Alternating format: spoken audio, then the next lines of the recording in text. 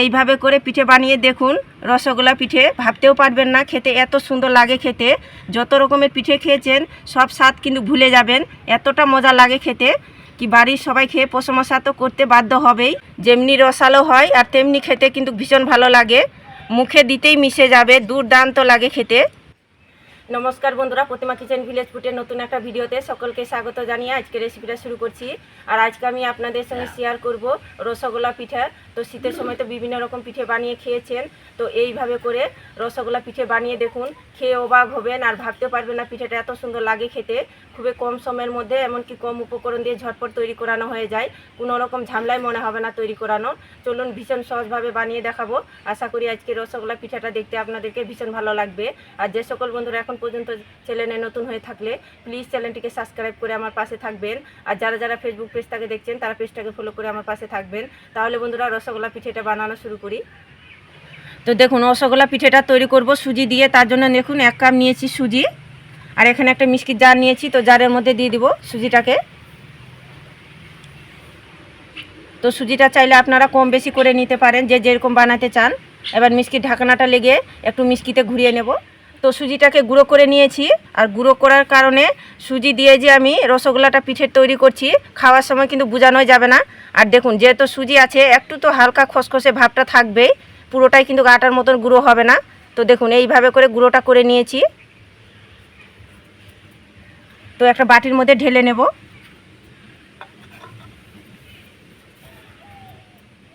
আর যে কাপ মেপে আমি 1 কাপ সুজি নিয়েছি ওই কাপ মেপে হাফ কাপ নিয়েছি আমি ময়দা। আর 1 চামচ দিয়ে দিব শুকনো নারকেলের গুঁড়ো, আর 1 চামচ দিয়ে দিব চিনি। তো চিনিটা পছন্দ না করলে স্কিপ করে নিতে পারেন। আর স্বাদ মতো একটু লবণ দিয়ে দিব। আর দেখুন এখানে নিয়েছি 80 গ্রাম টক দই, তো এই টক দইটা দিয়ে দিব। তো এবার আমি অল্প অল্প জল দিয়ে গুলে নেব। তো আমি এখানে জল দিয়ে গুলে নিচ্ছি, তো আপনারা চাইলে পরে এখানে দুধ দিয়েও কিন্তু গুলে নিতে পারেন।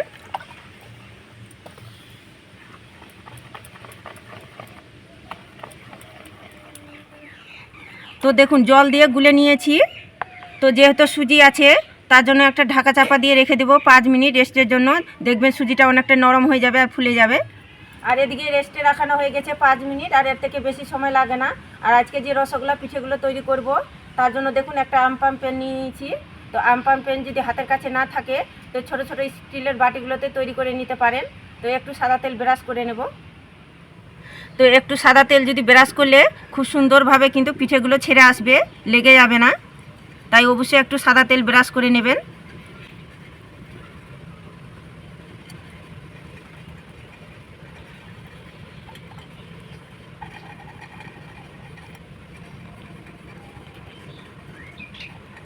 তো দেখুন সাদা তেলটা আমি ব্রাশ করে নিয়েছি।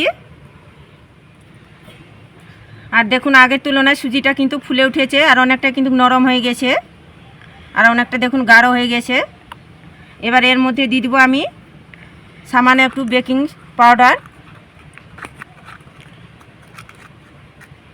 খুব একটা বেশি না, দেখুন সামান্য একটু। আর খুব সামান্য একটু খাবার সোডা। এবার একটু ব্যাটারের সঙ্গে খুব ভালো করে মিশিয়ে নেব।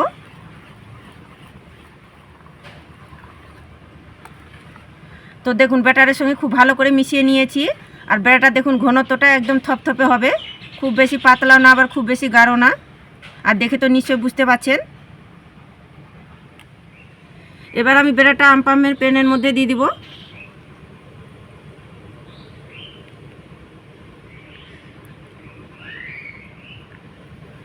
তো দেখুন একটু কিন্তু খালি রাখতে হবে, নাহলে কিন্তু এটা আবার ফুলবে, খুব বেশি কিন্তু ভরে দেওয়ানো যাবে না।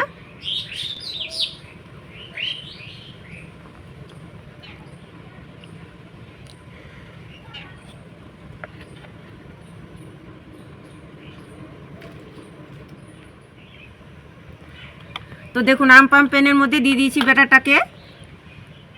এদিকে উনুন ধরিয়ে কড়াইয়ের মধ্যে জল গরম করে নিয়েছি, আর একটা স্ট্যান্ডও বসিয়ে দিয়েছি। এবার আমপাম প্যানটা বসিয়ে দেব।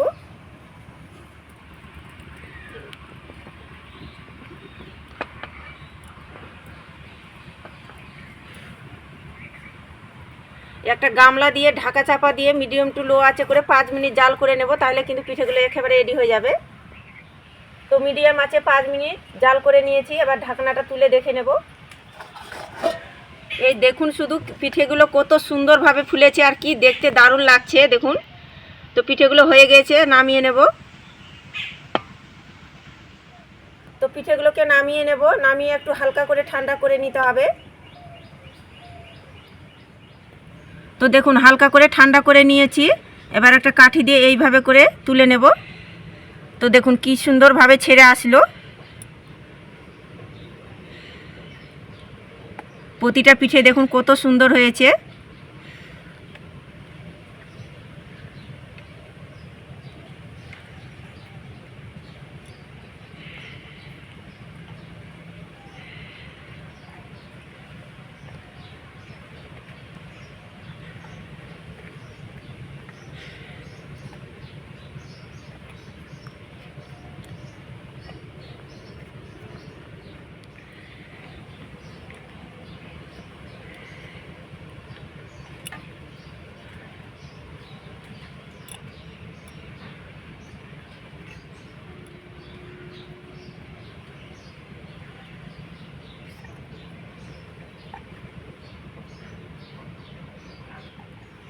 তো সবগুলোই তৈরি করে নিয়েছি।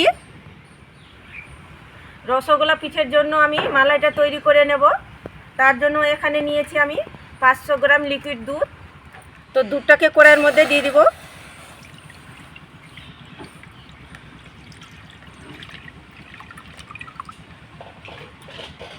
দুধের মধ্যে দিয়ে দিব 3টে এলাচ ফাটিয়ে নিয়েছি মুখগুলো, একটা তেজপাতা টুকরো করে দিয়ে দিব। 1 চামচ নিয়েছি শুকনো নারকেলের গুঁড়ো, আপনারা চাইলে কুড়ানো নারকেলের গুঁড়োটা দিতে পারেন। আর দিয়ে দিব স্বাদ মতো চিনি, এখানে স্বাদ বুঝে চিনি দিবেন যে যেরকম মিষ্টি খেতে পছন্দ করেন। আর এখানে নিয়েছি 10 টাকা প্যাকেটের 1 প্যাকেট গুঁড়ো দুধ দিয়ে দেব। এটা দেওয়ার কারণে দেখবেন মালাইটা কিন্তু ঘন হবে, খেতেও ভালো লাগবে। এবার নাড়াচাড়া করে আমি একটু দুধটার সঙ্গে মিশিয়ে নেব। দুধটাকে জাল করে একটু ঘন করে নিয়েছি, তবে খুব বেশি কিন্তু ঘন করানো যাবে না, নাহলে কি হবে পিঠের মধ্যে কিন্তু ঢুকতে চাইবে না। তো দেখুন এইভাবে করে গাঢ় করে নিয়েছি। খুন্তির মধ্যে দেখুন হালকা করে মোটা লেয়ার পড়েছে, খুব বেশি কিন্তু গাঢ় করতে যাবে না, নাহলে কিন্তু পিঠের মধ্যে রসটা ঢুকতে চাইবে না, সময়টা বেশি লাগবে। তো হয়ে গেছে, এবার নামিয়ে নেব।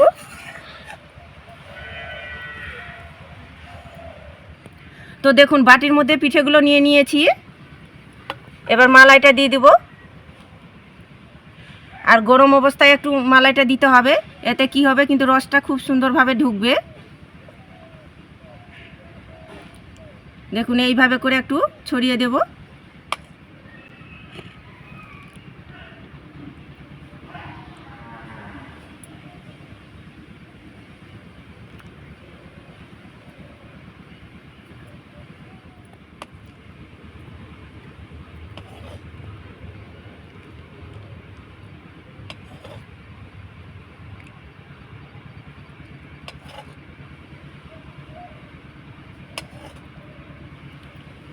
তো দেখুন মালাইটা আমি পিঠের মধ্যে দিয়ে দিয়েছি, আর একটুখানি এইভাবে করে নাড়াচাড়া করতে গেলেই খুব সুন্দরভাবে রসালো হয়ে যাবে পিঠেগুলো, আর রস ঢুকতে কিন্তু একটুকু বেশি সময় লাগবে না।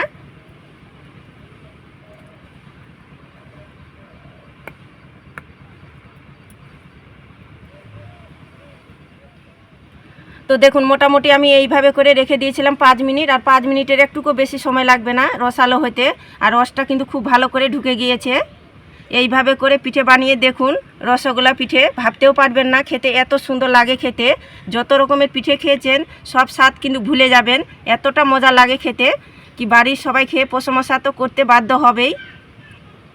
আর দেখুন আগের তুলনায় কতটা ফুলে ফুলে কিন্তু বড় বড় হয়ে গেছে রসগোল্লা পিঠেগুলো, দেখেই কিন্তু মন ভরে যাচ্ছে।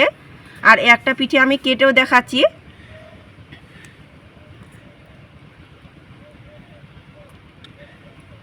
কতটা রসগোল্লা পিঠেগুলো হয়েছে দেখুন সুন্দর, যেমনি রসালো হয় আর তেমনি খেতে কিন্তু ভীষণ ভালো লাগে, মুখে দিতেই মিশে যাবে, দুর্দান্ত লাগে খেতে।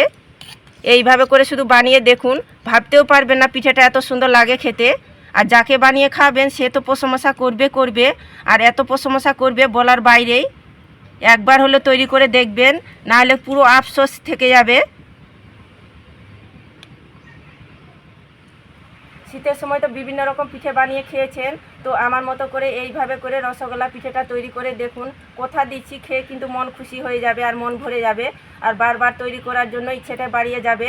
আর বাড়ির এমন কেউ বাদ থাকবে না কি পিঠেটা খেতে পছন্দ করবে না। তো একবার হলে তৈরি করে দেখবেন এই শীতে, আর খেয়ে তো কেমন লাগলো অবশ্যই কমেন্ট করে বলবেন। আর আজকে আমার রসগোল্লা পিঠেটা কেমন লেগেছে তো প্রতিদিনের মতন অবশ্যই কমেন্ট করে বলবেন। আর ভালো লাগলে একটা লাইক করে বন্ধুদের সঙ্গে ভিডিওটা শেয়ার করবেন। তো ভিডিওটা এখানেই শেষ করছি, দেখা হচ্ছে আবার নতুন কোনো রেসিপির সঙ্গে। তো সবাই খুব ভালো থাকবেন, সুস্থ থাকবেন। পুরো ভিডিওটা দেখার জন্য অসংখ্য ধন্যবাদ।